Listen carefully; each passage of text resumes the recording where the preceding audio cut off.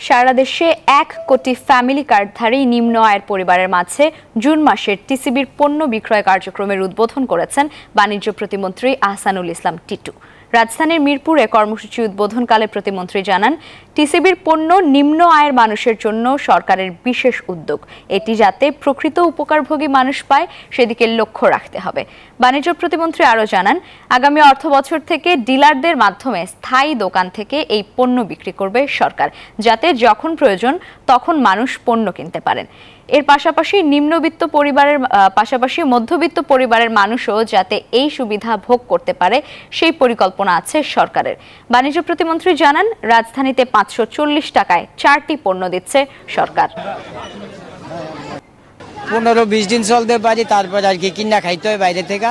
তেলটা বা ডাইল এটা 1 মাস চলে যায় একটা ছোট ফ্যামিলি। পার্মানেন্ট যে আমাদের দোকানগুলি আমরা ডিলার হিসাবে দিব, তাদের মাধ্যমে মাননীয় প্রধানমন্ত্রী যদি আমাদেরকে অনুমতি দেয়, তাহলে অনেক পণ্য আমরা ন্যায্য মূল্যে মধ্যবিত্তের জন্য এই দোকানগুলিতে, আগে যেমন কস্কোর দোকান ছিল সেই রকম আমরা আবার টিসিবিকে অ্যাক্টিভেট করতে চাই।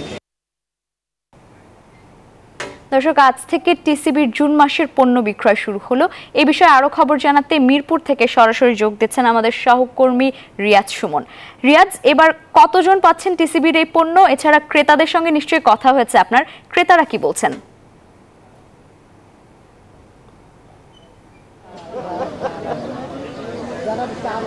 ধন্যবাদ লাইবা।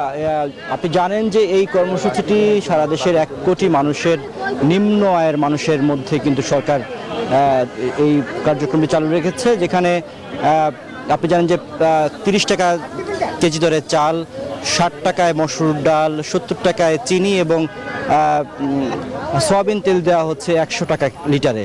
তো এই কার্যক্রমের যে এই মাসের যে কার্যক্রম সেটি কিন্তু বাণিজ্য মন্ত্রী উদ্বোধন করেছেন এবং আমরা উপকারভোগী যারা তাদের সাথে কথা বলেছি, তারা যেমনটা বলেছেন যে আসলে সরকারের এই উদ্যোগটি আসলে তাদের জন্য একটি আশীর্বাদ স্বরূপ এবং এটি আসলে তাদের বেশ উপকার হয় এই নিম্ন আয়ের মানুষের জন্য।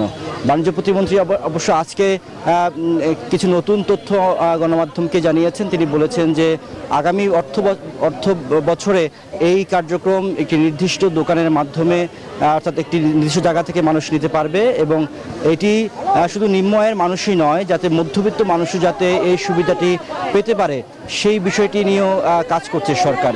অর্থাৎ নির্দিষ্ট সময়ে যে কোনো জায়গা থেকে দোকান থেকে মানুষ যখন ইচ্ছে তখন যাতে তাদের প্রয়োজনীয় পণ্য কিনতে পারে সেই উদ্যোগটি কিন্তু আগামী অর্থ বছরে সরকার গ্রহণ করবে এবং উপকারভোগী মানুষ যাতে সহজে পেতে পারে সেই ব্যবস্থা গ্রহণ করা হবে। মিরপুর থেকে এই ছিল আমার কাছে টিসিবির কার্যক্রমের সবশেষ তথ্য। লাইবা, ধন্যবাদ রিয়াজ আপনাকে।